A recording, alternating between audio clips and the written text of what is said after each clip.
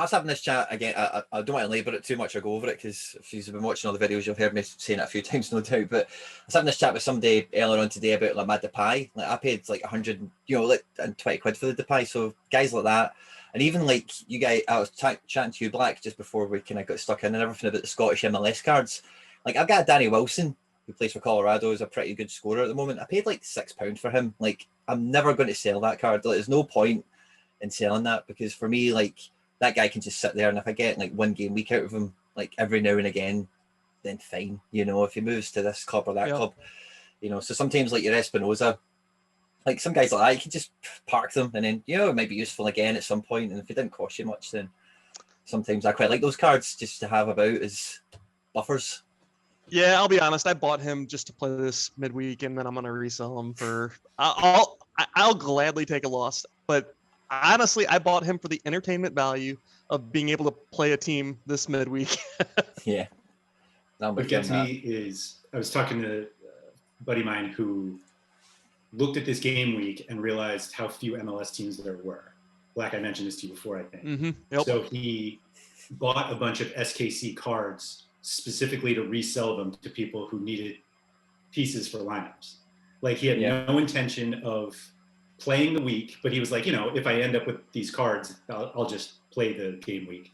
Right. But he was like, I don't think I'm going to win a card. I probably won't, even if I don't reach the threshold, I think I can make more than the threshold or anything I would, he's not going to get a podium.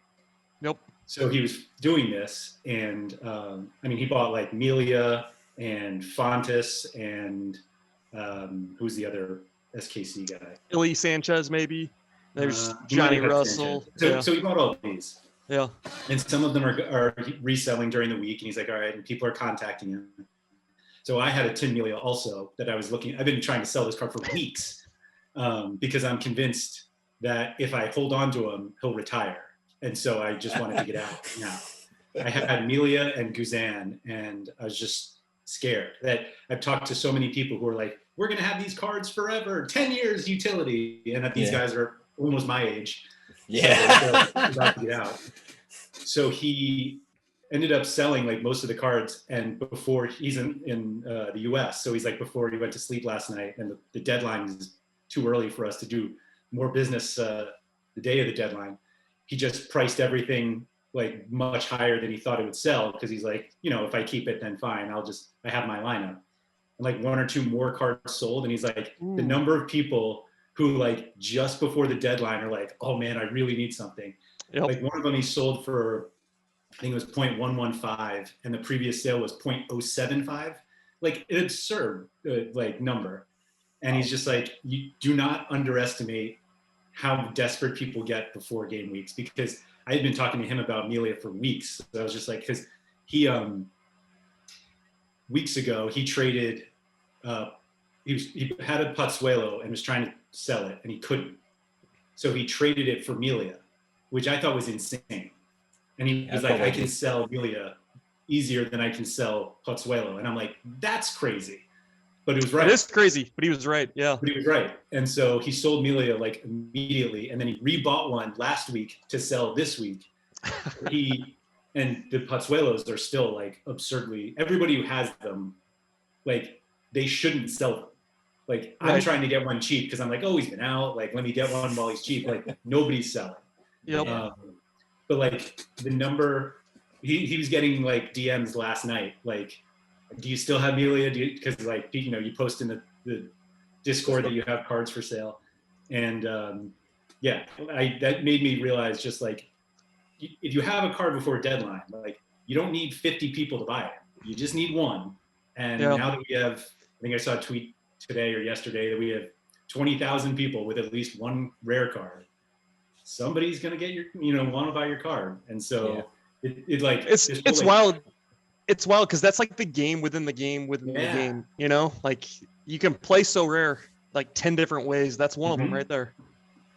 And in this strategy, the worst case scenario is you have the lineup in Global All-Star D4, because like the idea is you have 5 cards, if you fundamentally just do it, like if you have 5 cards that you can play in Global All-Star and you want to sell them, and at the end of the game week, or when the deadline comes for the game week, you sell a card. Yeah. ideally you sell it for more than the threshold, and so you win. Like, and now you go buy another card so you can do it all over again. I could never do that myself, but like I get why people would think that's fun. Yeah. The thing I like about that the most as well is that you could do something. I think people have tried that kind of thing before with quiet game weeks, but it's much better doing it with SKC than it is Wassland Beveren, you know, who are bottom and getting relegated or whatever. You know, SKC they're going to play good football most of the year, and if you are stuck with them an extra month, you know, there's more than one game week to throw them at probably. You know, so making a smart hedge like that, it's great to hear them paying off. You know. I managed to, I've done some similar things in the past with like the odd goalkeeper here and there or whatever, but I think it takes a lot of balls to deliberately go, that game week, I am targeting it and I'm going to buy 10 guys, I'm going to commit this, I'm going to do this, you know, because it is like, me and Black were chatting again earlier, but like, or no, I think it might have just been 2 minutes ago, sorry, I'm losing my mind. But like, all my ETH that goes through my wallet and all my trades and everything, like, I try and cut out the frivolous ones or the spontaneous ones as much as possible. I did on the hop, but by a Tevez like 5 hours before he retired. Yeah. Which depends on your point of view how that might work out for me. There is only 16 of them. Real quick, what's your thoughts on like once a player retires, should they still mint that card? Because I see it all the time and people are like upset. There's no rule. Like there's no rule that says that they can't or they can or they I think they need to like come out and say like, hey, this is what we do in this scenario. I think my interpretation of it would be like if the player's retired and out of contract with the club. So, you know, do they have the right to continue while the contract is gone? You know, because again, if a player transfers or if a guy goes on loan to like a lower level team or a team that's not licensed, they start printing because they're no. It must be something to do with the images or something. I don't know. But I think that they've still minted players that were like retired or had. Oh, have they? Yeah, and there's even been scenarios where like a player transfers and it doesn't catch up yet in the system or whatever, and then they still mint them out, and it's like squeeze one or two out. out. They just minted a bunch ahead of time. Like Perhaps. they minted extras before he retired, and then they're like, "Well, we have them." They exist. Yeah, maybe. I don't know. Maybe. Potentially. Something came to my mind there when you said that. I think I seen that actually in the reward pool. I was looking at the reward pool the other day, and something caught my eye. And it was I think it might have been even a card that is it's a card. I can't remember who it was, but it's somebody who's loaned out now. They're loaned out with their team, and they're now got a red X on them, or they're transferred or something, but they're still in the reward pool. But you say sometimes it does take a while for it to catch up. Oh, that's what it was. I ended up buying, on that kind of thing of trying to catch the last one before they go. After Brendan Aronson get confirmed he was going to Salzburg. Like, I don't know if you remember this, but like at the time it was like some people were like, well, is he going to stay till the end of the season or is he going to go now? Like there was a wee bit of, for like a week or two, a wee bit of, what's going to happen? And I was like, fuck, I need to buy one now because like if it goes on Thursday, there's Europa League games and then there won't be any more cards. The price will go through the roof. And I paid like way too much at that moment in time anyway. At that moment in time. You know why you didn't? What did we find today, Andrew? What did we find about that card? Yeah. So that card is a jersey mint number match. The Aronson. Yeah. Your Aronson card. And you know the other funny thing too. Aronson card. And you have the Timothy Way jersey match as well. That was a reward. Was it? Yeah. Okay. Yes, it was. The only reason I know that, right, is somebody sent me a direct offer and it was a Timo Weah, same season and everything, and like a crumb of ETH. I was like, that's weird. And then I kind of looked at my Weah and I'm like, why does he want you? Like, and then eventually it hit and I was like, wow, how lucky is that? The rewards wow, back of the net. And then they win the league as well. And then they win the league in that shirt, So that Aronson could be a pretty damn cool card because, it's basically his rookie card on the platform and it's his jersey mint. I don't know. Yeah. I don't know how in-depth people will get with the collectible side, but like could be a cool card, right? Yeah, I'm all about that. I didn't realize that before actually, but no, at the time I do remember it. 5.218. I think at the time like 0.218. I know it's £55. I don't know what that will show you guys in dollars. Yeah. But at the time that was a lot for him. I was like, oh fuck. I bought it, and then like they're all that right. The transfer will go through at the end of the season. Mm-hmm. I remember when like Aronson was one of the first players I looked to buy, and I remember at that point I was only thinking in dollars, and I think there were some that were available in like the $50 range, and I was like, oh, I don't know. And I remember like waffling and deciding not to buy it, and a few weeks later he got the move to Salzburg, and the price just like went up, but it was like it would have gone higher had he moved to a licensed league. And so it was like there was still this cap on it.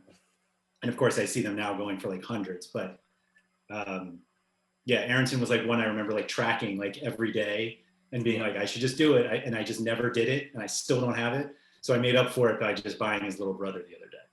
I seen that. Yeah. His pickup. Not the actual brother. That was Do you cool.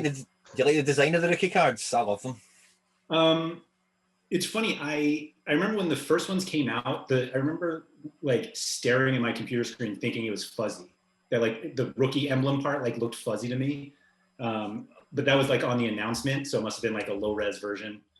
I think they're cool. They're different enough, and of all like I didn't know any of the K League or J League rookies, since I only know a handful of guys from that league anyway.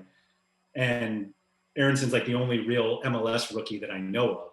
And I'll be now I'm honest. just in this I'll be bandwagon. honest. That's the only rookie card worth owning, as far as I know. Like all the other ones are like these 14-year-old kids that like, you know, whatever. Sure, maybe.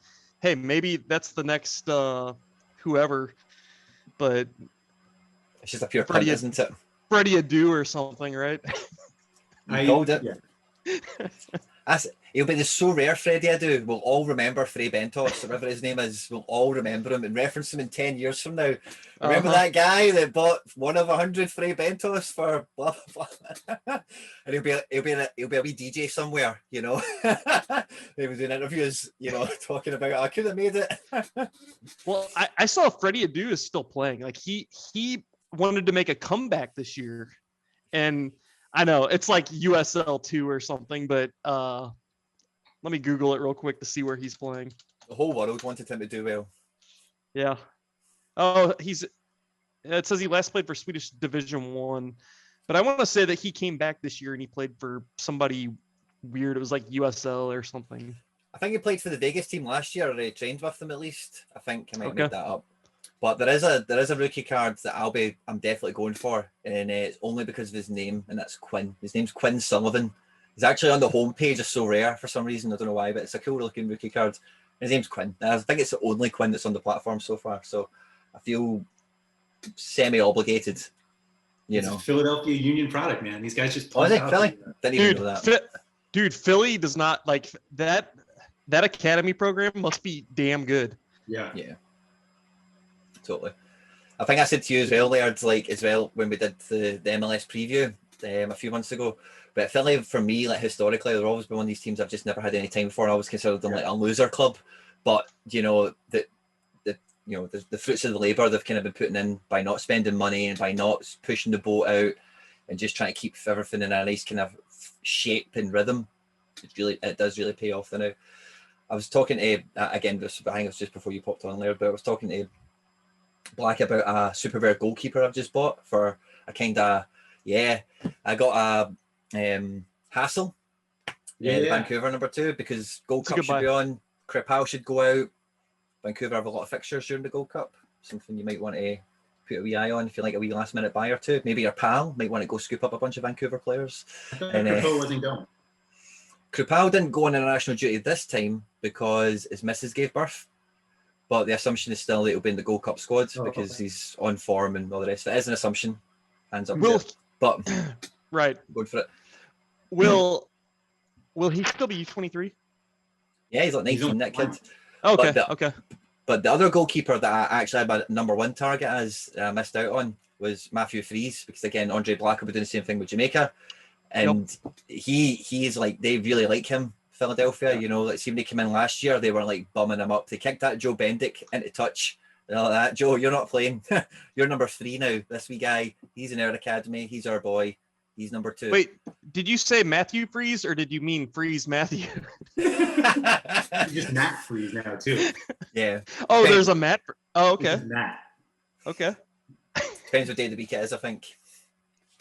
It's funny to see that lasted an entire year. Like that mistake somehow made it. It's almost like they kept doing it in order to not make it such a collectible to have the wrong name. That Right. you're just like, no, we'll just do them all. Forget it.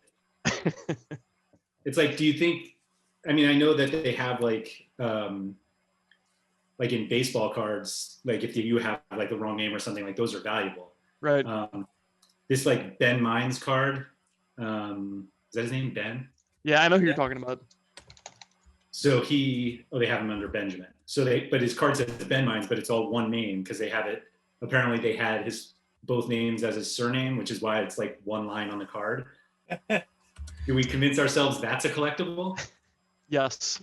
Yeah. He's like the MLS Neymar. He's got one name. Well, I remember two names on one line. Right. I seen the auction when it went live for the River Plate guy that doesn't have a face.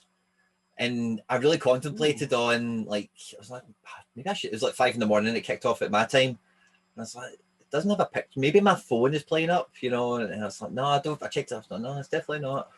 So maybe should I maybe stay up for this? And I thought, nah, maybe they'll care. And I woke up in the morning. Whoever bought it was like, oh, I got the only card ever without a picture, And we're going nuts about it. I was like, damn it, I should have maybe tried. Who knows? But there were a few other funny ones, like you guys know the whole Real Betis story where they will not mint rare cards because Sevilla's. Yeah. So I think Zura has the only Betis rare card. They accidentally rewarded it to him, I think, and he was like, nice. That's fun. Got to keep it. Yeah.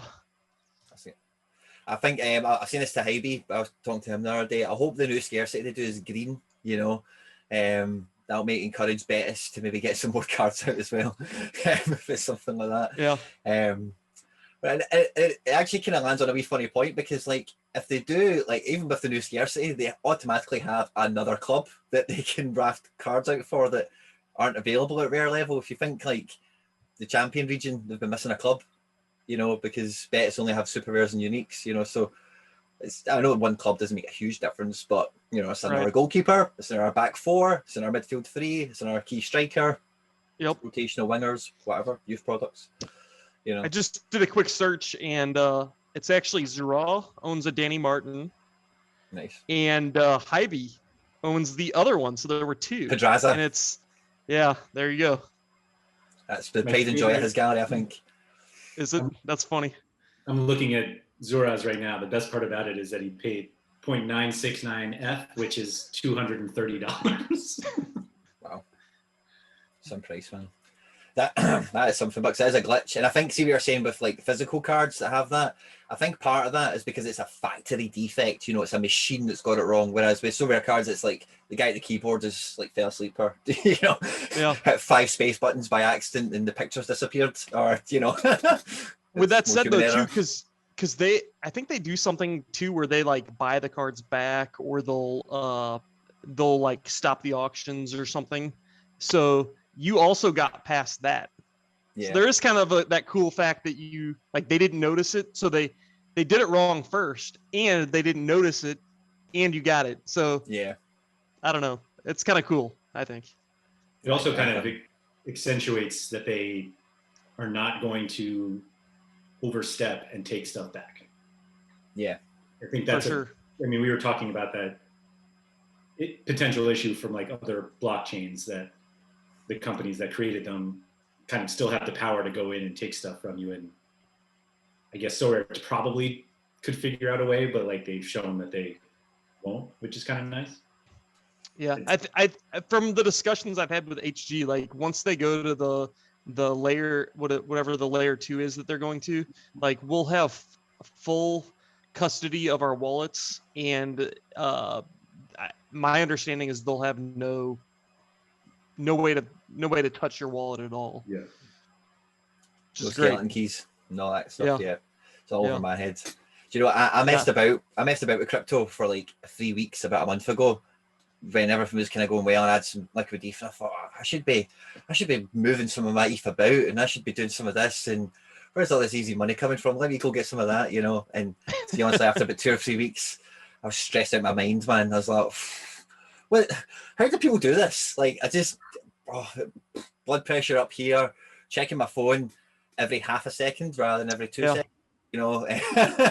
And yeah, quickly moved it. I'm not a crypto person. I'm a SoRare person. Yeah, kind of manly. I would much rather. I have I have crypto and stuff moved around in different pieces or whatever, but I would much rather have my money in the SoRare cards because it's more. It feels more stable to me. Like it's like I get that the market moves, and like right now we're kind of in a crappy moment, but I think that is really because there's no games really being played right now. Like the utility of your cards is pretty low. Like people want to buy cards so that they can use them, and there's just not a lot of fixtures to use cards in right now. So, you know, well, I think let me ask you this, right?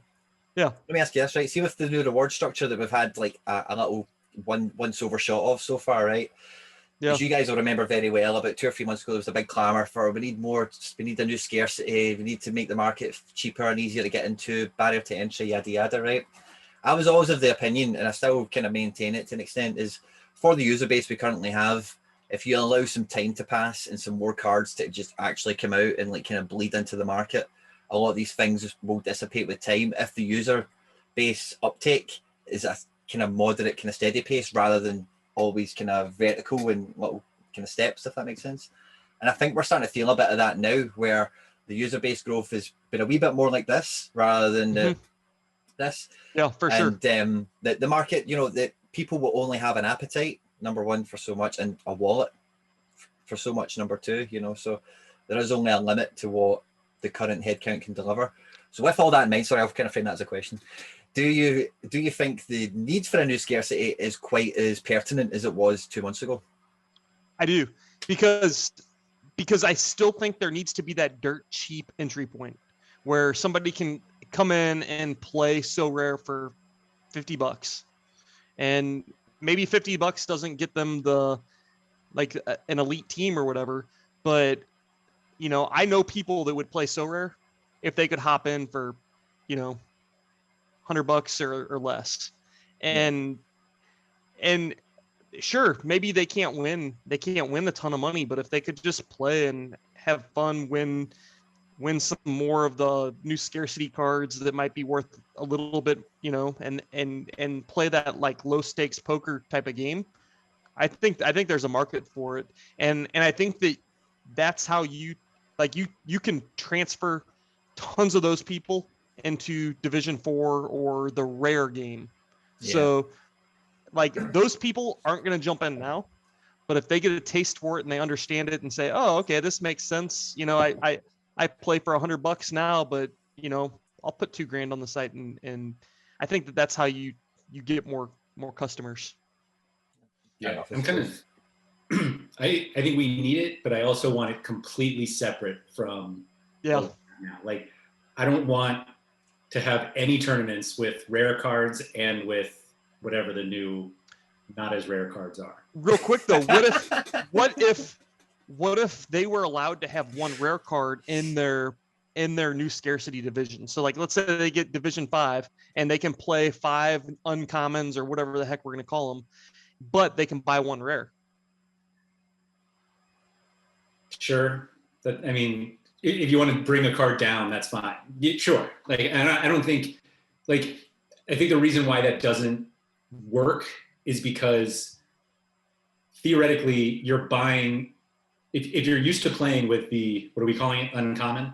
Yeah, so if sure. You're used to playing with the uncommons, and let's say you spent $100 for your very good uncommon cards, you're now going to go spend another 100 or 200 for like an okay card, and you're going to use that?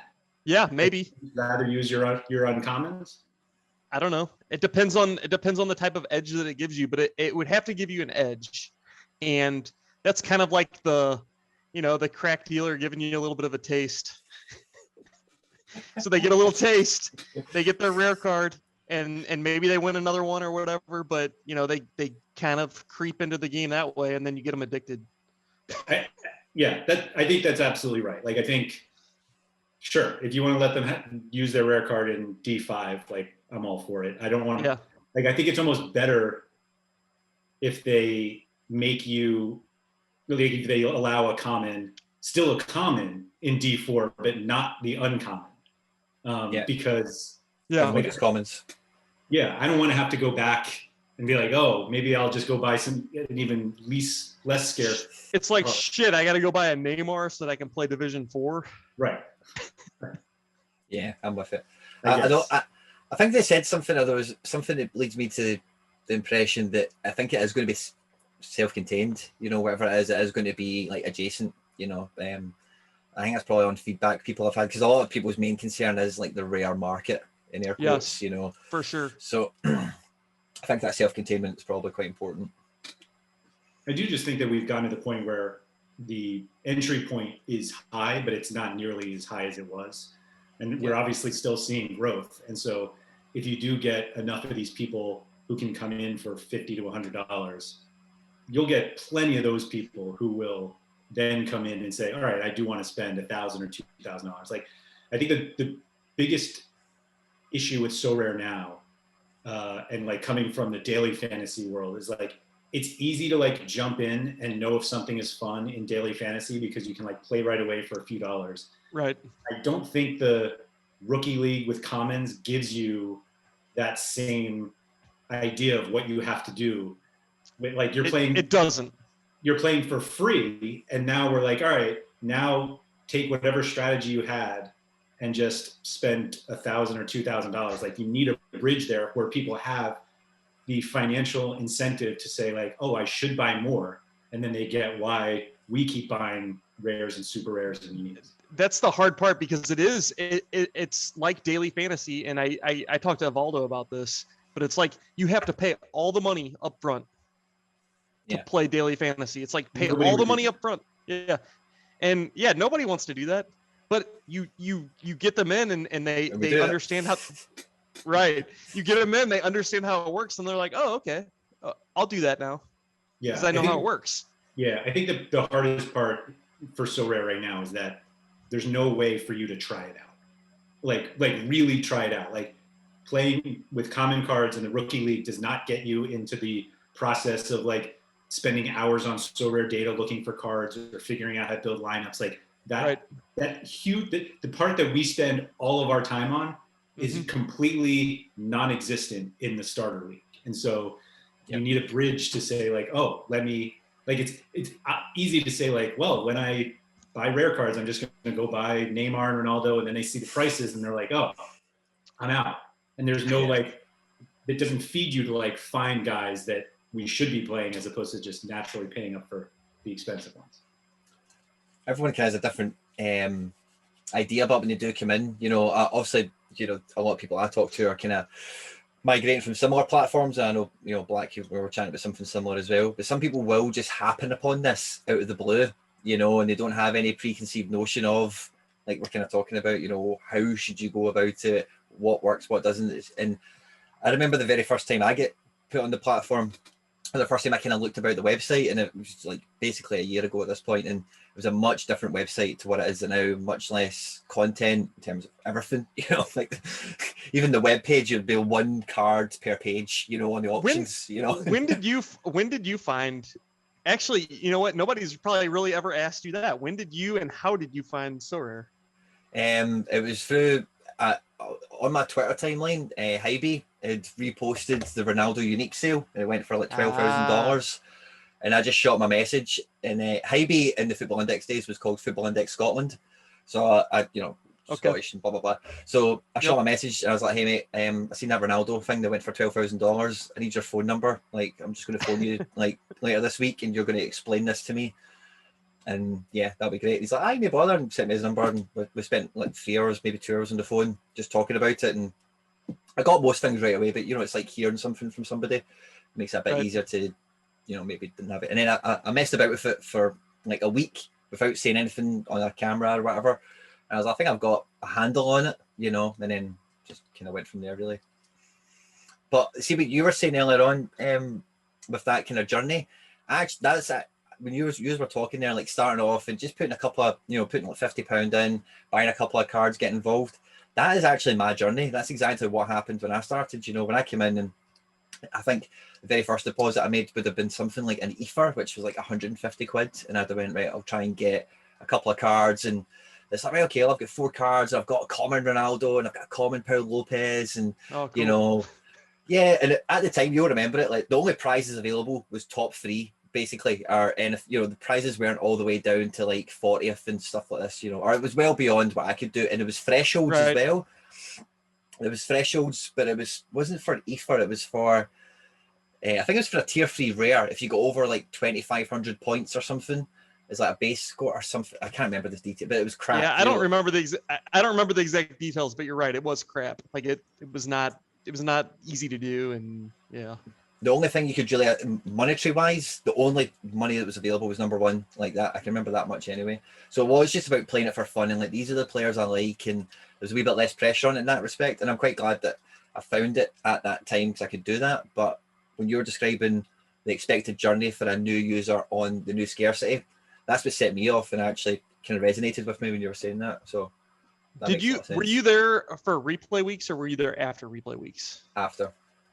I didn't do any. Yeah, I when I joined, I think Europe had just about finished, and maybe I can't remember exactly, but I picked up like Roma and Valencia and Leverkusen, these kind of teams. Leon were kind of knocking around Lyon. Yeah.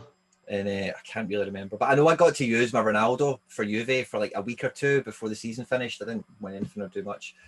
But yeah, that's how that kind of happened. Speaking of fun moments on the platform, like the jump from when we went from replay weeks back to live play was kind of hilarious, because the only league that was playing at the time was Bundesliga. So all the Schalke, Leverkusen, and did they have any others? I don't think they did.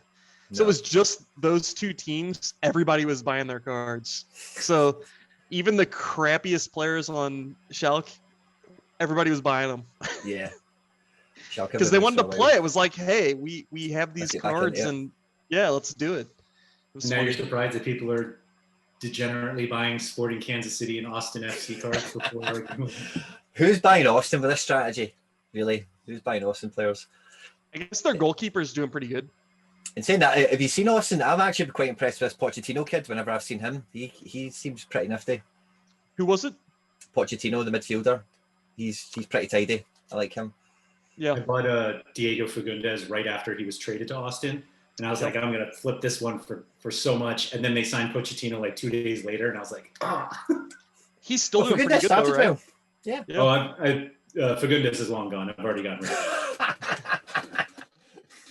Have you got any Tommy McNamara's for this year, Andrew? It's so funny you say that. There was one on auction either today or yesterday. And after we decided to do this video, I was like, I might buy this Tommy McNamara just for the there's no more frivolous rare cards. That's what I'm putting my foot down. That's it. Well, it's funny, again, we were kind of chatting about this before, but I think the way, the kind of peek behind the curtain that I've had so far with the reward structure, for me, like D2, if you've got a stable gallery, and you're talking earlier on, Andrew, about getting your first couple of super rares, I think that, and I've heard you guys specifically talk about how crap D2 has been and how, the lack of appeal has been for there. Yep. I think that's obviously went totally upside down. And I think a lot of galleries like myself are ready to do that kind of springboard. And I think that's going to be, so super rares are my new kind of flavor, if you know what I mean. I'm getting to that way where I'm like, I want to get super rares. I want to get big, tasty, sweaty ones, Nope.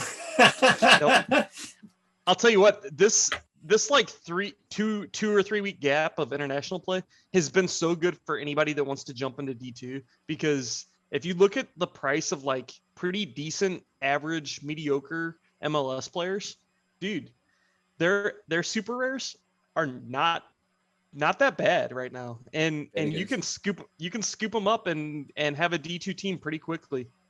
Yeah, that's kind of what I've done. Yeah, because D2 looks awesome. The rewards in D2, I'm excited for them. Yeah, I'm basically at the point where I'm hoping all of you guys leave D3 so I can clean up on D2. Yeah. Well, I'm not going to leave D3, but I'm still going to put a team in there with 5 rares.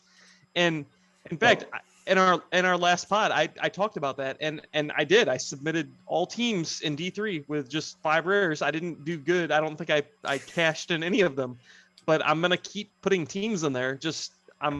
They're gonna be subpar teams. Good. That's great. I love to hear that.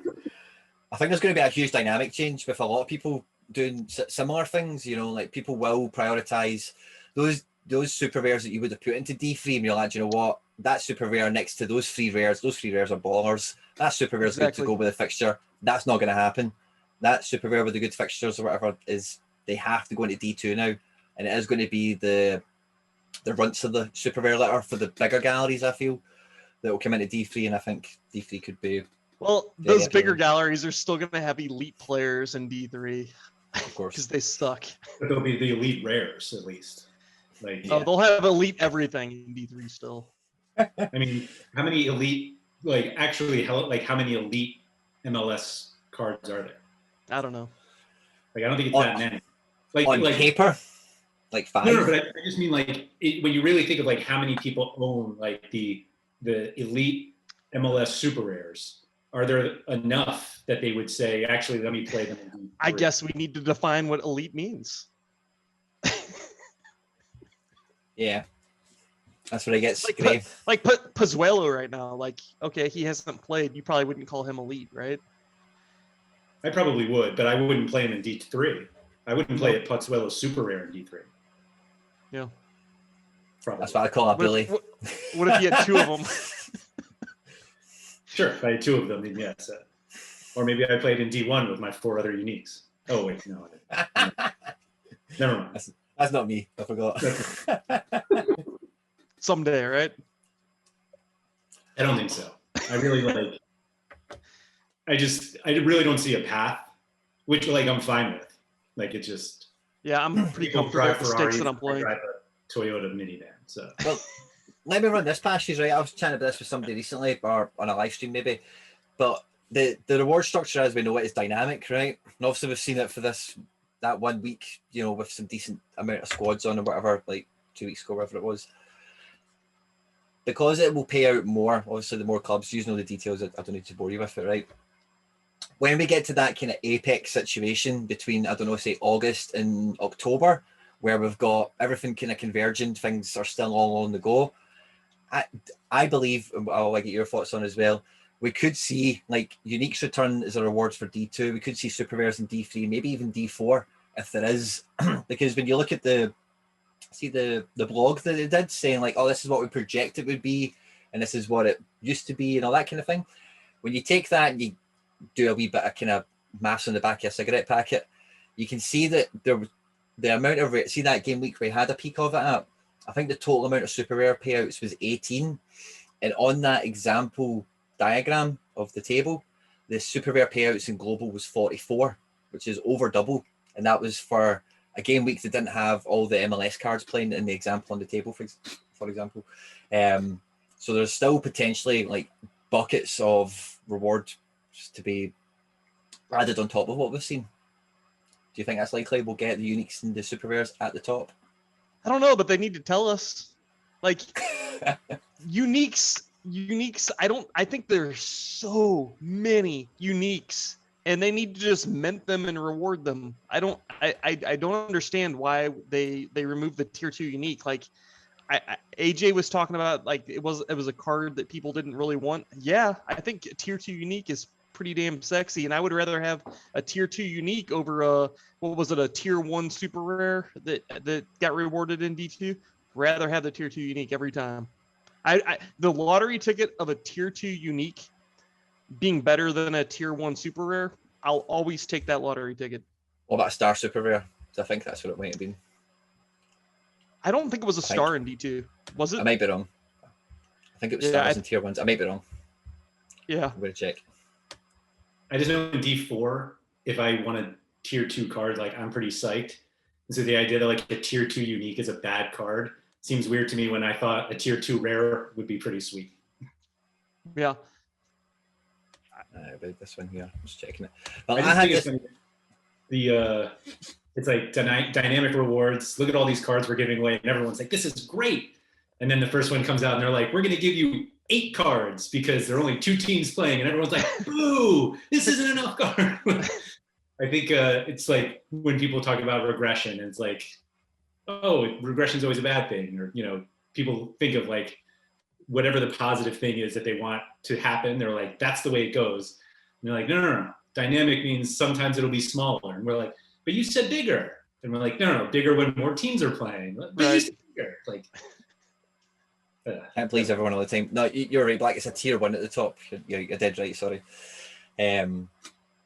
But I was having a chat with this again. Sorry, I hate making myself sound like a broken record, but I do it all the time. But I was actually looking at, you know, before I bought a bunch of super rares that I did recently, I was looking at the secondary market. There was a Gadi Kinda unique on the secondary market, and he was floating around for like, I think I might be misquoting myself, right? But I think it was going for around like 0.7 or 0.8. And I was thinking to myself, I bought a Gadi Kinda rare for like £11, and I thought this is going to be a great buy because he's a decent player, yada yada. Yep. But then I was looking at it and I was thinking, Jonathan Quinn, sober body and mind, cannot put that amount of money into Gadi Kinda. I just can't. I can't do it. And then 2 games in the bounce. I don't know if you know, but he's got goals, he's got assists, he's shooting 70s and 90s. And then the guy's put the unique up now for like 2.5 ETH or something. I'm looking at it like that. I wish I was drunk, or you know, I just bought him. Hey, so that said, how many purchases do you make after, like, do you drink in SoRare? Is that something that you do? I'm not a big drinker, truth be told. Like, if we're doing something like that, I was actually thinking of this earlier on when I went and got a couple of ciders. I'm a suggestible drinker. If you say, do you want a drink? I'll be like, yeah, cool. But I'll never do it off my own back. I always wonder.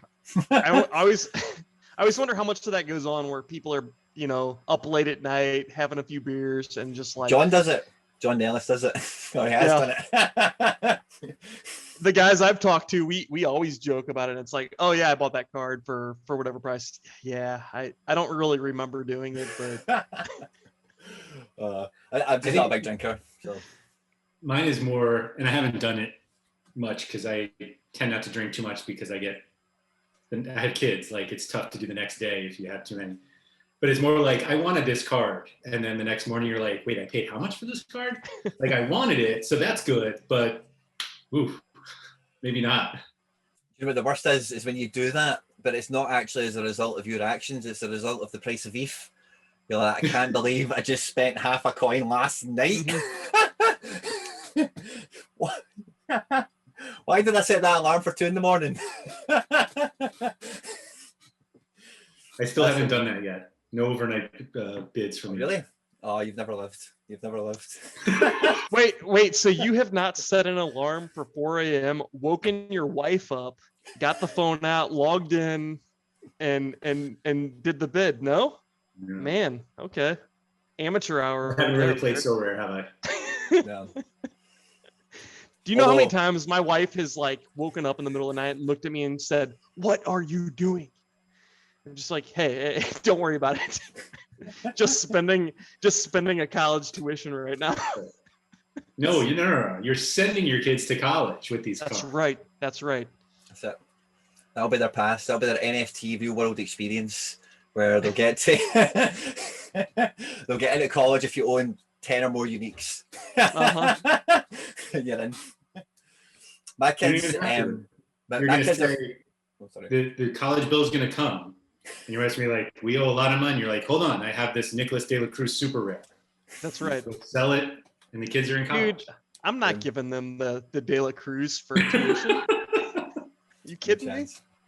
They can have my, let me think here, I don't know, a K-League card for that. No bother at all. You don't even know. You don't even know who your K-League was. You just accumulated them and play Asia D4. And pretty much, yeah. Just all faces. But my kids are my kids are 3 and 5, and they are fully aware of who Memphis Depay is. They're fully aware of who Jordan Larson is. And it's because I've always got it on the telly, and I'm like, right, their names are Ethan and Harvey. I'll be like, Ethan Harvey, see Memphis Depay, he's in Daddy's team. We need Daddy's team to do well. And then it'll just be, the pie, you know, and they're all on it. So it's good. That's pretty Got cool. them on it for that. Pretty Not cool. quite. My missus won't wake up for an alarm for a late auction, so that's probably the closest thing I've got to that. Is the kids are brainwashed onto my cards being good players. Andrew, you've mentioned your son, you know, being involved with pack openings. Is he big on your SoRare teams? He's at that point where he's like, why don't you get this guy? Or like, you know, he's like plays FIFA and he's like, hey dad, how much is like so and so? Yeah, like Neymar, dad. Dude, I use Neymar and I always score goals with him. So right. You should get Neymar. Like he's like, yeah, do you have a Neymar? And I'm like, I don't even have a common Neymar. He's like, no. Dad, you suck, man. Well, it's like I have SoRare or SoRare data open on my computer, what feels like all the time. And so he like comes over and he like looks at the cards I'm looking at and gives me this look like, who are these guys? And I'm like, no, because they have a really good schedule coming up in the K League. And so I have to get, and he's like, why are you, and he makes me think like, wait a minute, why am I doing this? He's like, Dad, play the blue chip players. Come on. Just buy the best cards. Yeah. But yeah, he's actually like, wait, can I buy some of these? And I'm like, not even close. Like, you got a full-time job, son. If you think the Don Russ Panini cards are expensive, wait till you see these. But yeah, I mean, he's like a soccer nut and plays FIFA, so like he knows some of these guys. But the depth you have to go in SoRare is far. Maybe it doesn't. I don't let him play FIFA enough. Maybe that's. Do you have any guys on your team though where he's like, yeah, I know that guy, and then he roots for him? Like some of my MLS guys, yeah, because I have some NYCFC guys, so like we know that. But okay, cool. Yeah. You guys should have both worn your kits together. That would have been so cute. I did think about it, but I had this on from watching the game earlier, so I thought I'll roll with the Euro theme. Speaking of the Euro game, did you guys both watched it? I guess. Yeah. Thoughts on the game? Anything in particular? It was quite dead for a while until the goals started flying, and was not paying attention for large parts. Only really remember the goals, if I'm being brutally honest with you. Nothing else happened. Yeah, like I had it on one of my screens at work while I was trying to work, and the little bit that I watched, it was just the Turkish side trying to defend, and I was like, okay, this is boring. Minimize, go back to work. Yeah. The worst part is, I did some content for DFS, and really, yeah. And so, that's joke.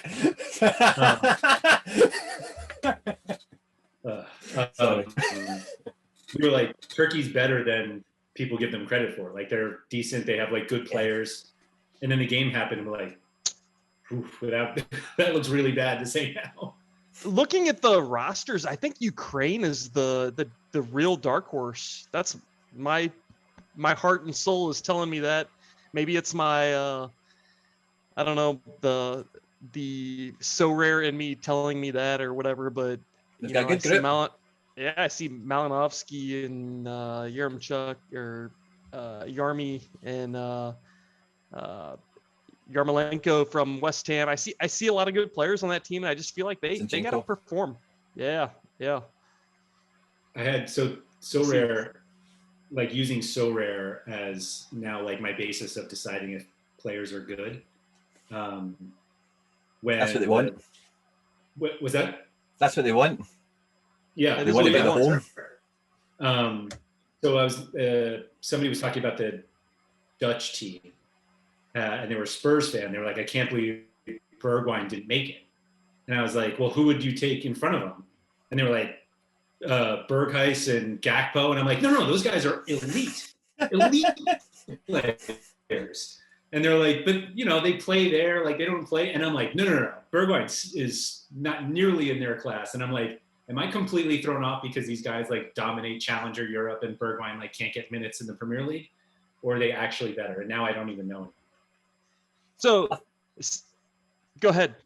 I was going to say, I think a big part of it is just actually playing. For tournament football, you need guys that are firing, and Bergwijn's not been playing, so don't need them, don't take it.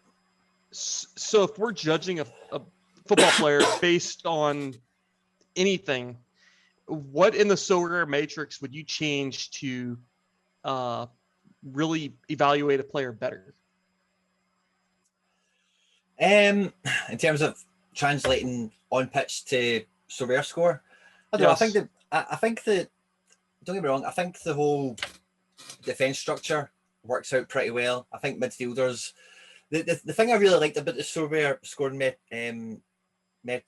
matrix that we have at the moment when it first came out is it really did give like every player the chance of credible scores to be worthwhile.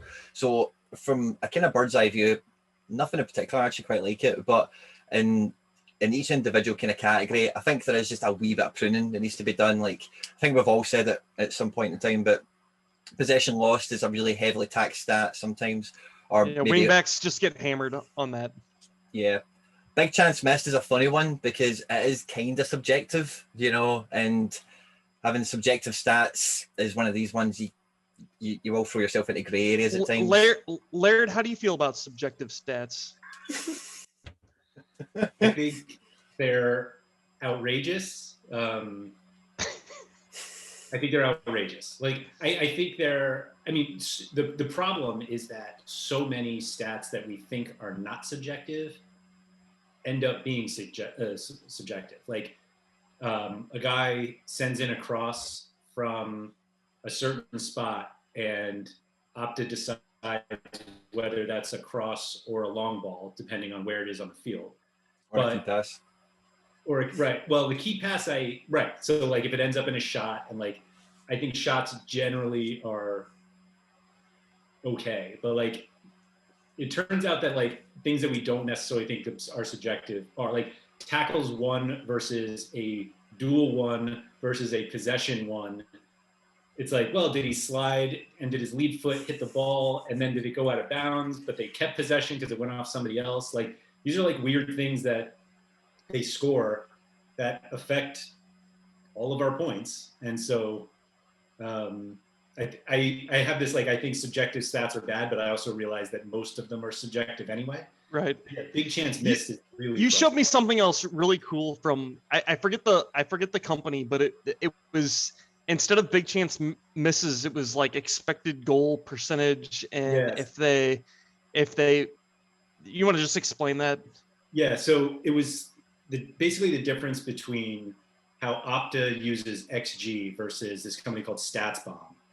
And StatsBomb is another like data provider that basically scores games on video using AI technology and some human elements to it. But basically the XG model that Opta uses is they take the location of every shot taken, and if and then they figure out how many of those shots turned into goals. And so if another player takes a shot from that specific position, the XG is whatever the number of shots were taken from that spot that go into goals, which like makes some sense. Like, yes, if every shot from this spot was scored 30% of the time, then it's an XG of 0.3. So StatsBomb took that model and made more sense of it by actually looking at like shot from straight away, the true expected goal scoring possibility of a shot taken straight away when the goalkeeper is over there, as opposed to right in front of you, is different. Right. And the Opta model doesn't do that. And so, was it a side of your foot sitter? Was it a side of your foot sitter, or was it a half volley? Exactly. Like those things matter. Those things matter, yeah. Right? Yeah. And so StatsBomb doesn't do these big chances missed, but they will tell you if a guy took a shot from a position with no defenders in front of him and skied it into row Z, that was an XG of 0.8, and he missed it. Like, theoretically, that should be a big chance missed, and probably Opta counts that as a big chance missed anyway. But at least there's like some data to it, as opposed to right. And you could even use that data though, and change, like, it does, like a big chance miss doesn't have to be -10. It could be minus whatever based on that data. It could be a percentage of that data, or it could be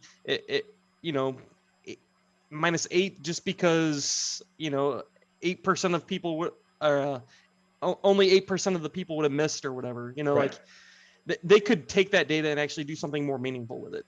Yeah. So like it basically takes the subjectivity out of it. That Right. if this shot you just took was scored 80% of the time by everyone else who took it with similar goalkeeper and field position, they even do height of the ball and whether it's a header, like it's harder to head a ball in than it is to kick it from the ground.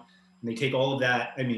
So they take all of that, and it's like that exact shot has happened X number of times. And they have, I think they do like close to 100 leagues. Like they have an absurd amount of data. So it's not like you're dealing with small sample sizes either. Yeah. But yeah, it's like that feels more concrete to me than somebody deciding that's a big chance. Like, didn't we decide that a big chance missed is still considered a big chance missed if it's a goalie save? I don't even know. Like, I thought we like figured it out somehow that like, because that produces save, but like, why is that? That's a shot on goal. That's also a shot on goal. Keeper. Yeah, like. Yeah. I think that'd be best. Subjective stats bother me, but I realize that they're part of the game, and whatever. It's just, I think I had like a run of like three straight game weeks where like I had a good lineup just ruined by a big chance miss or an error that led to a goal, and I'm just like, was it actually his error? Like. Yeah. Did he give the ball away and then the guy dribbled 4 times and then scored? Like, how is that directly leading to the goal? To be fair, I have not seen an error led to goal done incorrectly yet. Everyone, like, you're just like that was typically it's yeah, the guy fucked up and okay, they scored. Yeah. Fair enough. With that said, that's still subjective. I agree. That is absolutely subjective, but It is. Because it depends on the rules, like, what they work to, because it might be, like we're talking about there, it might be the guy that falls on his arse, it has to be him. But, like, if you kind of zoom out in a football pitch, it's not always the guy falling on his arse that's the problem. Sometimes it's the guy that didn't track the runner, or, so then who, say again, it does fall into those subjective waters. And well, like, just think of if you have the exact same situation where we're like, that is a clear error that led to a goal. But what happens if the guy just Timo Werners it and all of a sudden it's come on now. But everyone else scores that goal. So like the error itself is the same. Yeah. But like one just happened to be followed up by a big chance missed and the other one is a goal. But like the actual issue that caused me to lose my points, like it was the same. I've complained enough. It's easy done. Do I was actually thinking, so obviously we arranged to come on and do this tonight. I was thinking, through whenever I've watched you guys and all the podcast stuff you guys do, catch it on YouTube and whatever, you guys always come across to me, and forgive me if I'm wrong here, right? But you always kind of come across to me as kind of like brothers almost. I know these aren't brothers, of course, and as far as I'm aware, these have only kind of know each other through SoRare. But whenever I kind of listen to the content, that's the kind of vibe I always kind of get. And I thought, this is definitely going to go tonight. We're going to end up talking about probably absolutely everything and absolutely nothing all at once. And I think we're kind of halfway there. Only half, huh? Yeah. No, I definitely only know Black from SoRare, and I don't even remember why we started talking. It was on Twitter, but it had to have been about SoRare. And I think part of it is that anytime Andy sees anyone talk about SoRare that's new, he'll respond on Twitter. Like any celebrity, that's not true at all. You do it, you just right away. And I think maybe it was right when I got involved in SoRare. And you knew me from Rotowire because you thought we had Jupiler stats. Sorry again about that. Yeah, that was very disappointing. But yeah, I think that's all it was. So the joke there is, way back in, I don't know, probably 2 years ago when I first started playing SoRare, I signed up to Rotowire and I was like, oh, I got to find all the Jupiler stats so that I can be the best player on SoRare. And you guys didn't have the stats, and I was so sad because you guys don't cover the Belgium League. We don't. Still don't. Maybe someday. Someday. Yeah. I'm sure you're working on it. Probably get your own data set ready to rock. It's I mean, we're definitely thinking of it. It's like SoRare, the crossover between DFS, which is mostly what we do, and SoRare is definitely happening, and there are enough people from DFS that have already joined SoRare, and I think that's why I think a new Scarcity would be huge, because there are a lot of people who start playing DFS for a few bucks and then are good at it and turn it into a lot, and they come to me and say like, "Whoa, what? Like I heard you say it only costs 1,000 or 2,000 again. Like, what does it really cost?" And I'm like, "It's about 1,000 or 2,000 at today if you want to be competitive." Because a lot of people play DFS like they're not like, "Oh, I just want to make lineups," and like a lot of DFS fundamentally for a lot of people is about money and making money. And if you have an edge and you can take advantage of that and make money, they'll do it. And so the idea of like paying all this money where they're like not quite sure if they can do it. That's why I think the new Scarcity, like you said, gives them a taste, and then they can go into that. Do you think SoRare can disrupt the DFS industry? And do you think the DFS industry cares? I think sports betting is actually going to kill daily fantasy sports. Like, I actually don't think it's SoRare. Yeah. I think because they're legalizing it everywhere. Yeah, like once sports betting is legal in enough places, I don't think DFS will be as big. I mean, there will always be a market for DFS. Yeah. But I think there are enough people who like sports betting is easier. Yeah. It's harder to win, but it's just easier to play because there's only one outcome usually you have to figure out, and for some reason people think it's easier to beat a sports book than it is like professional DFS players, even though it's not easy to make money betting on sports. But so I think there's like I think it's easier to play SoRare and bet on and do sports betting as opposed to sports betting and DFS. As weird as that sounds, because the DFS companies are basically getting into sports betting themselves. But I don't see like FanDuel, I think, did some Top Shot prizes and stuff like that, and they've done some like NFT prizes. Okay. But like FanDuel themselves getting into NFTs, I just don't see happening. Yeah. But I could be wrong. I mean, the Ubisoft thing, maybe that's enough that like to show that people will come to play on your site with NFTs. But that's not even really an NFT game anymore. No. Did you do the wee questionnaire about the one-shot league? I haven't done it. Oh, it takes 10 seconds, man. Come on. Yeah. Help them out. Come on.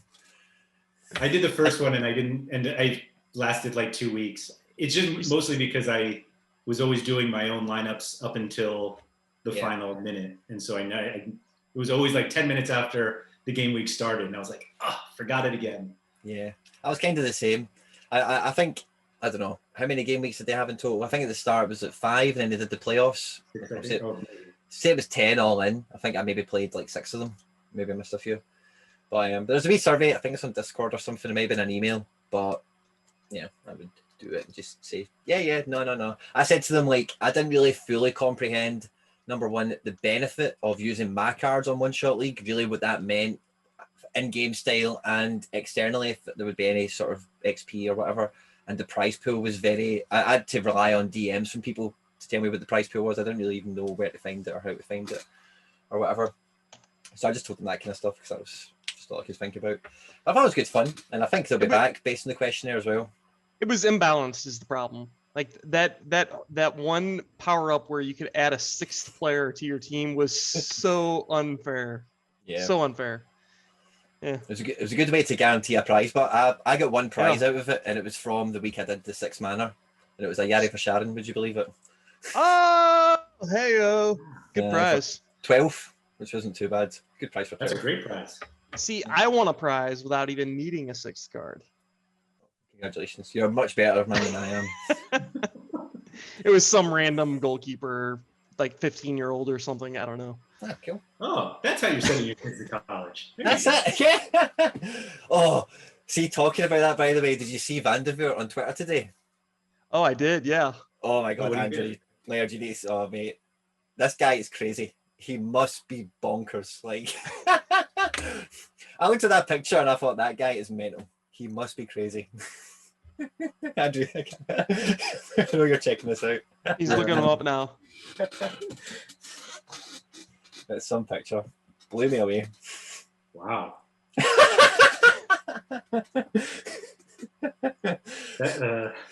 Goalkeepers are always a funny bunch, but I think this guy's going to go at the top. It's the shoes and everything. It's like what? This totally fits into the Tommy McNamara. Like, if you saw this guy, like, what did you think he would do as for a living? Like, professional goalkeeper. Soccer players. You would not say goalkeeper. Definitely not goalkeeper. I would say like surfer when I like. I don't know. Mm-hmm. Yeah, something like that. Skateboarder. He's some kind of like he participates in the X Games.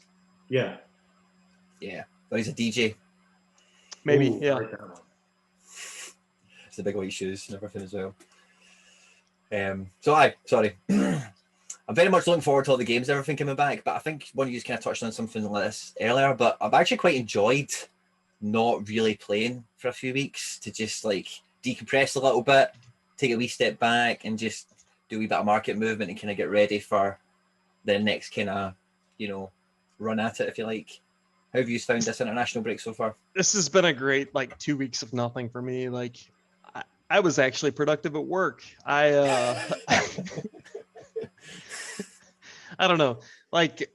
This last 2 weeks or week and a half or whatever we've had has been nice. It's been less stressful, less to do. It was a nice break, but I'm ready to get back to the grind of whatever the hell we do. I just think it's given me time to figure out what I'm actually trying to do. I got in this kind of rut of just buying cards and thinking I was making lineups, and the break just I don't have a lineup for this week. I didn't have one for the last game week. But it's given me why, not so much why don't I have a lineup, but more when leagues come back, do I have lineups to play? And if I don't, then it's I can figure out where I can plug some holes during this break. So it's at least helped in that respect. Cause I feel with the game weeks, just churning twice a week, it's you're just all right, let me get my lineups in. And if I'm trying to sell cards, you need a break at some point. The benefit that they say is you can win, 0.01, 0.02 F twice a week for your eternity. And it's great. And then you realize you get into it and you're I would like a break at some point. And so it's at least been nice in that respect. But it's just I wasn't spending enough time really figuring out what I was trying to do. I was just doing stuff. And I have 300 cards and was able to make, I think, one lineup, one legitimate lineup this week. And that's only because I have a lot of Sporting KC guys. But the Euros, I am completely dead in the Euros. And even Copa America, my lineups are just dead. I'm not going to be able to really compete at all. And I think that that's why it's important. And I think we're going to see some cool stuff where they do have I don't know, cards that are specific to the Euros released, and a lot of rumors of that and stuff, and I hope we see it. What did you make about the announcement that was delayed, or the announcement of the announcement? What did you make about that? I think it's lawyers, or I think it's something having to do with the law. The man is saying they can't do something right now because I've seen a lot. I shouldn't even say rumors anymore. I've seen images of what's coming, and it's cool. Cool. Because I guess the easiest way for me to say it is there is metadata that is available to people right now, and you can see cards that are minted. Cool. Do you not know about this? No, I've been in my real job for a few days. There might be cards of French national team players and German national team players out there that are minted and ready to go. Wowzers. I think the real wowzers is that there may be some from unlicensed teams. Yes. That's news to me. Oh, I might have seen a Conte that I really need to own. Oh yeah, I'm a wee bit ashamed that this is news to me at 1:15. I don't think it's 12th of June. I don't think it's out there. Like I it not? think it's very much not out there. Okay. Well, I take that back. I don't know. I think it's out there. Fundamentally out there, but like I Yeah. don't think enough people have found it for it to be like knowledgeable. Yeah. Fair enough. Black's got the codes. He can see the matrix. He knows how to. I use didn't the do zeros it. and the ones Somebody and- showed me. Somebody dropped it into my DMs and I saw it and I was like, wow, that's cool. Yeah. That's very cool. I'm just thinking of all the cool players to own on the French team though. Like Paul Pogba would be freaking cool to own, and you know, like, but here's the deal: like, if they mint those, like, they're gonna start minting Mbappe at like what, like 90. So they're gonna have to mint like so many Pogbas and so many Griezmanns and all the other players are like Loris. They're gonna have to mint a ton of them because they're gonna sell in bundles or something, I would guess. What do you think the hexagon part of it is? But that's why I've got this look on my face. I'm trying to think, what's the hexagon part of this then? Somebody Is it said maybe that Six the French, Nations? no, It's the French national team is known as the hex or the hexagon or something. It's like their logo is a. Oh, is it? Yeah. But I thought you said there was Germans in it as well. Yeah, I don't know if that's maybe that's part of the delay or something, like that wasn't supposed to be right away, or I don't know. But Fair enough. I saw German cards as well. Nice. I'm well buzzing now. But see, I've just locked myself up with all the super rares I've been eyeing up and making lists and prioritizing. And now there's going to be some tasty Euro cards I might want to get my hands on. It's been goalkeepers have been really screwing me over. Like, Oh, it's brutal. I think I heard you guys complain about it. I've already complained about it. I'll do it again. But see those people that have been out there and they were angry that Asia round 2 was getting scored. And they're like, this is ridiculous. You said it was round 3. They just screwed me out of a goalkeeper. Like, I've got the South Korean guy who plays for Kashiwa, or whatever their name is. No goalkeeper for poor Quinny. You know? Dude, we own these cards. Let's I know. get all the utility that they're gonna let us get out of them. Like, I had, why are we mad? yeah, Why are we I had yelling? a Canada stacked for their game against whoever they were playing, Bermuda or whoever it Yeah, was. But they Canada, won Bermuda. 8-0. Alfonso Davies and Joe David were involved in like everything. You know, there'd have been hundreds all around and they bother. Yep. And you know what? Maybe that was part of like that. I'll agree to an extent that there was like a SoRare screwed that up a little bit. They should have just said that like, hey, whatever games they're gonna let us cover, we're gonna cover, Yeah. instead of saying that like round 2 on. But that said, hey, if they're gonna give us extra utility on our cards, dude, we need to take it.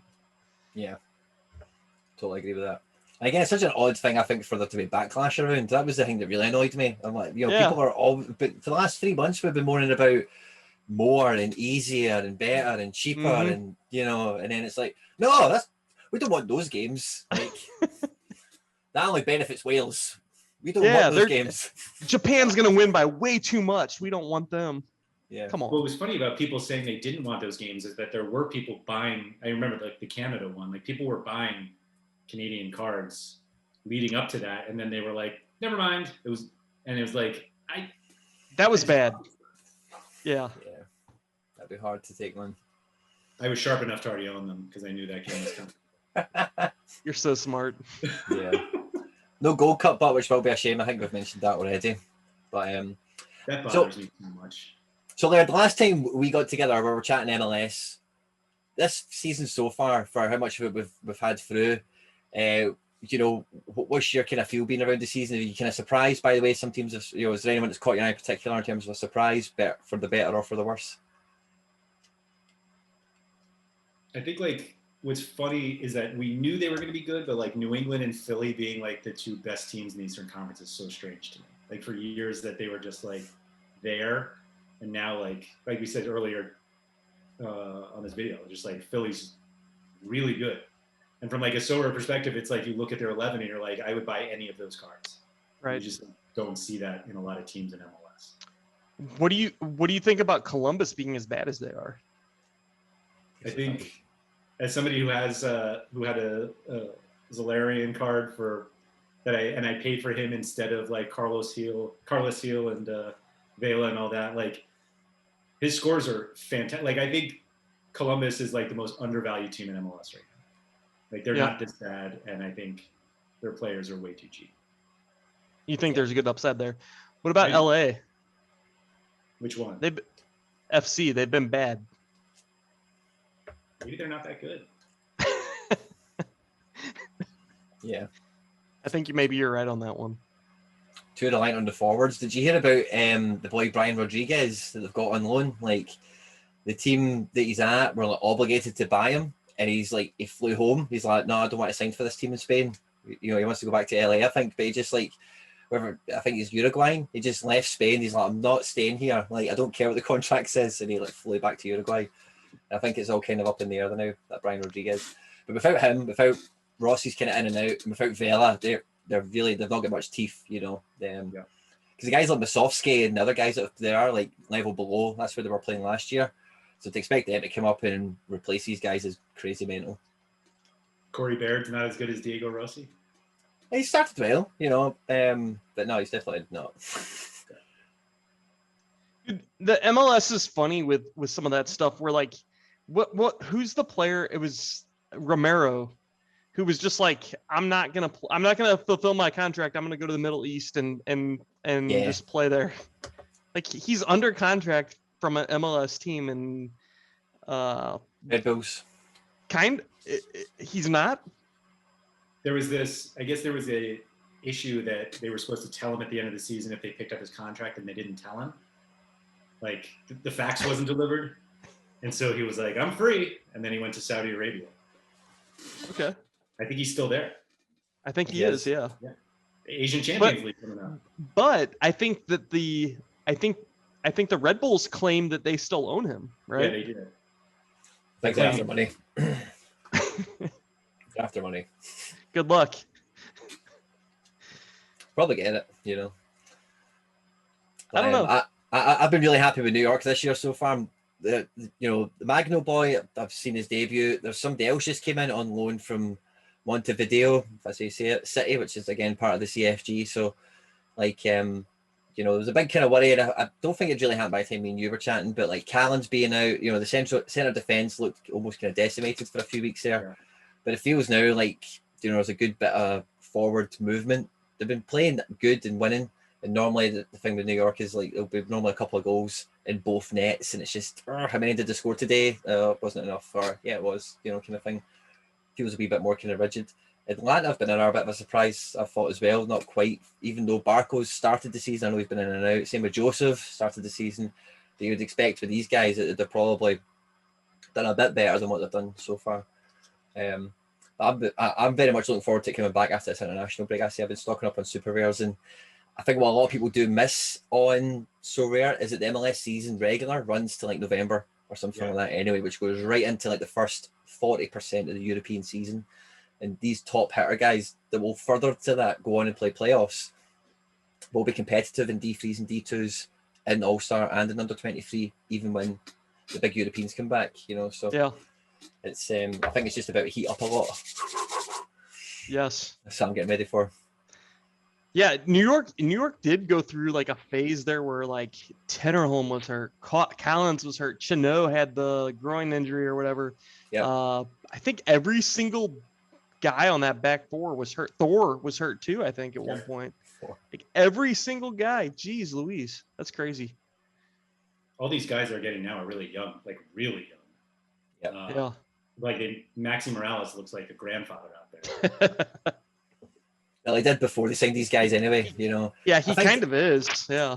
I think this Uruguayan kid is maybe an audition to replace him in the team, because from the article I read, it sounds like he occupies that same space. Medina's been playing well, so he can't really be a replacement for him, you would imagine. And then there's still Magno and Castellanos and whatever. Yeah. But yeah, it's been good fun so far. I'm looking forward to getting stuck in it with D2 and all that. Have you been doing much in the market or whatever recently, Black? Or, in terms of picking up cards, super rares, anything like that? Just super rares. Been trying to like scope out some of these like good MLS deals, but I've not been doing a great job. I bought Henman from Atlanta, and like a week later he blew out his ACL. Yeah. So what are you gonna do there? I resold him, and I felt kind of like I was a I don't know. Like, I felt bad about it, but somebody sent me an offer for, okay, full disclosure, I had him listed on the market for like 0.15. I bought him for like 0.17. He had a blown up ACL, and somebody sent me an offer for 0.1, and I accepted it. Am I an asshole? No. Okay, fair enough. I'd say if they've done that bid, they're probably in full knowledge, you know, because why else would you think you'd get away with that, you know? I don't know. Yeah. So that's what I'd think. I say in that kind of situation, it's live by the sword, die by the sword. If you put it out there, do your own research. Do your own it's research. Kind of my thought there. Like, yeah, I don't want to be part of like screwing people over, but also like, yeah, you have to do your own research. And if you're gonna send me an offer for something, then I'm gonna accept it. Especially at super rare level, I don't think there's really there can't be many people that will be buying super rares because they're bored, or you know, especially making direct offers on a hand. So I would imagine the person is probably in full knowledge of the situation, you know. Yeah. I must confess, I've said this before, so it's not new, but I was quite. I did something similar. I got Pavel Trader to take my Stefan Ruffier super rare off me the day after he retired and became sporting director of a D2 French team or whatever. It was like Pavel Trader's like second day on the platform, and he was like giving the big licks on Discord. It's like, I'll buy everything. I'm like, will you? Yeah, dude. I'll tell you what. Pal's got to be careful. Pal has got to be careful. Like I sold him my Quentin Westberg, and this is before Bono took the starting job. But I sold him my Quentin Westberg, and I gave him a little bit of ETH or whatever, and then I traded up into a better card. But dude, there's so many opportunities for like arbitrage on Powell, and dude, he's got to be careful. And I don't think that he has enough knowledge of the game to be careful. So, hey, everybody out there, there's plenty of instances of arbitrage where you can take advantage of that guy. And yeah, dude, do you think he's not following it? He's not a football man. No, he's not. And do you think he's following the MLS, the K League, the J League? Dude, there's no way. So if your guy gets hurt like today, and you lump him into an offer to Powell before there's any market activity, dude, you're getting full value on that player while he's got a busted up ACL. Full Pavel value. Well, 120%. But dude, you got a couple guys with blown ACLs or whatever. Yeah. Ship them over. Yeah. Aye, ACL. Well, you know, Pavel's the legend. Did you see? Oh, you've seen obviously the Twitter thing that they did, like the most searched term and all that kind of thing. That's wild.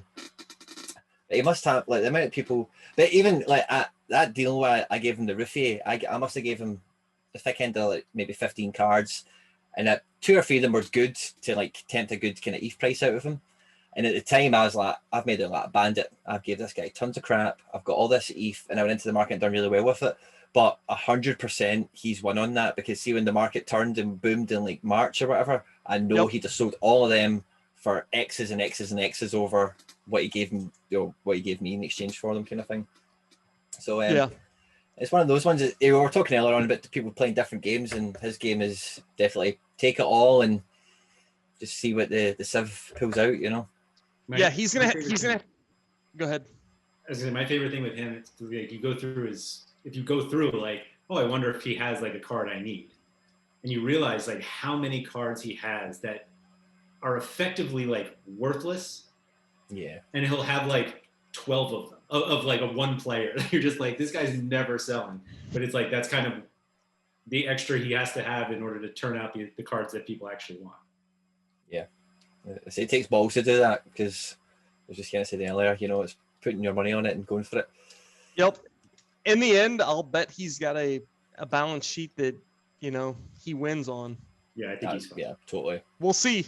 But like that, the whole idea of him having to take 120% value or whatever to 100%, like he's going to win a lot of trades. Yeah. Especially when he stacks it like that. But I know some guys have been trying to get deals out of him for the last month, and they say he's turned. He's actually quite ruthless now. He doesn't want to talk to people anymore. And it's funny, right? Because see the last card I bought from Pavel. Or not not the last card, the second last card. I got a super rare Renato Sanchez off him. I probably should say this on camera, right? No, you definitely should say it on camera. I got a super rare Renato Sanchez. So anyway, I was trying to get, this is, you can timestamp, you can check the timestamp on the card, see when I got it, right? But I was like, right, I need to get a Renato. There was one on the market for, I want to say 0.7 or 0.8, or no, what was it? There was one on the market for less than an ETH anyway. And there was one on auction in like 12 hours time. And the bid was maybe about 40% of the cheapest one on the market. And I was like, I was like, Pavel, trust me. I'll find the messages. I'll maybe show you them later if you want. I was like, Pavel, listen, that Renato Sanchez, he's not going to auction over 0.5. I needed him for a game week as well. I was like, if you can get him to me for this game week, I'll give you 0.6 right now. That auction, Pavel, that's not going to go for, look at the market. It's not going to go for over 0.05, you know. And then he's like, all right, okay. And end up, he tried to get me up a wee bit, and I tried to, you know, blah, blah, blah. All that happened, and I got him for like 0.6 or whatever. That auction went off 12 hours later, and it auctioned at like 0.9.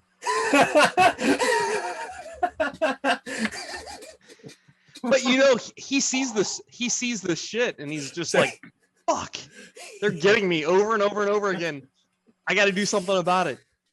And it's people like you, Quinny, that have made him into this. Yeah, it's true. Oh, I can't predict the future, you know. I have to take off myself, guys. Sorry to cut myself back. Yeah. But this was a ton of fun. Party pooper. I just won a super rare, so thank you for. Fantastic! He's won it. Which one was it? The Dibiase? Yeah, I can't pronounce it. Lovely. Congratulations. Super rare number 2. Number 2. Loving it. D3, here we come.